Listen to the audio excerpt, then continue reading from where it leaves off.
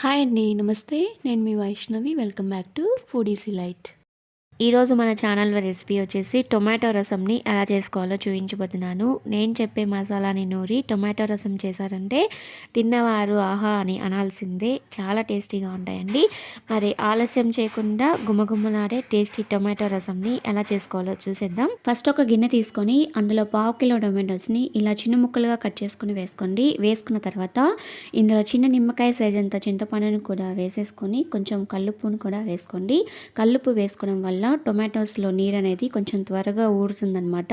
ఇవన్నీ వేసుకున్న తర్వాత ఇప్పుడు ఈ టొమాటోస్లో నుంచి రసం బాగా ఊరేదాకా చేతితో పిసకాలన్నమాట. మీరు తీసుకున్న టొమాటోస్ కొంచెం పులుపు ఎక్కువగా ఉండేటట్లుగా అలానే పండుగా ఉండేటట్లుగా చూసుకోండి. పులుపు కానీ తక్కువగా ఉన్నట్లయితే అందులో ఇంకొంచెం ఎక్స్ట్రా చింతపండుని యాడ్ చేసుకోవాలన్నమాట. అది మీరు పులుపుకు తగ్గట్లుగా యాడ్ చేసుకోండి. మీరు రసం చేయడానికి ఎన్ని టొమాటోస్ యూజ్ చేసినా చింతపండు లేనిది టేస్ట్ రాదనమాట. అందుకే మీరు ఖచ్చితంగా చింతపండుని యాడ్ చేసుకోవాలి. ఈ టొమాటోస్లో రసం బాగా ఊరింది కదా, ఇప్పుడు ఈ పిప్పిని తీసి పడేయాలన్నమాట. ఇలా చేసుకున్న టొమాటో రసంలోకి ఇప్పుడు పులుపుకు తగ్గట్లుగా వాటర్ని యాడ్ చేసుకోండి. నేను పావు కిలో టొమాటోస్కి 3/4 లీటర్ వాటర్ని యాడ్ చేసుకున్నాను. వాటర్ పోసుకున్న వెంటనే ఇందులో పావు టీ స్పూన్ పసుపు, హాఫ్ టీ స్పూన్ కారం, రుచికి తగినట్లుగా సాల్ట్ని కూడా యాడ్ చేసుకోండి. 3 పచ్చిమిర్చిని ఇలా చీలికలుగా కట్ చేసుకుని వేసుకున్న తర్వాత ఈ గిన్నెని స్టవ్ పైన పెట్టేసుకొని గరిటెతో ఒకసారి అడుగు నుంచి కలతిప్పుకొని ఫ్లేమ్ని మీడియంలో ఉంచి ఈ రసం అనేది బాగా మరిగేదాకా మరిగించుకోవాలన్నమాట. రసం బాయిల్ అయ్యేలోపు ఇందులో వేయాల్సిన మసాలా పొడిని చూద్దామండి.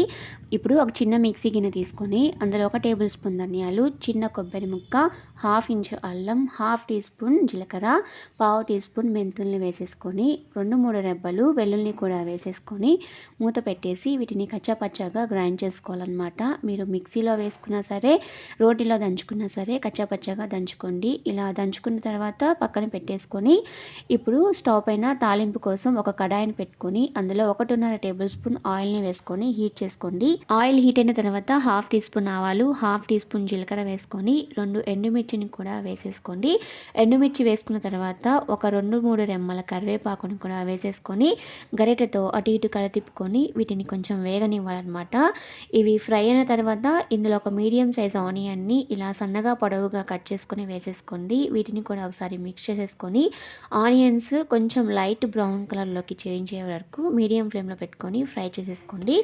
ఆనియన్స్ కొద్దిగా బ్రౌన్ కలర్లోకి చేంజ్ అయిన తర్వాత ఇందులోకి కచ్చాపచ్చాగా గ్రైండ్ చేసుకున్న మసాలా పౌడర్ని వేసుకొని 1 నిమిషం పాటు లో ఫ్లేమ్లో పెట్టుకొని ఈ మసాలా పొడిని కూడా కొంచెం వేగనివ్వండి. ఇప్పుడు ఈ రసం కూడా బాగా బాయిల్ అయిపోయాయి. ఫ్లేమ్ని లోకి అడ్జస్ట్ చేసుకొని ఇందులోకి గ్రైండ్ చేసుకుని ఫ్రై చేసుకున్న మసాలా తాలింపుని కూడా వేసేసుకోండి.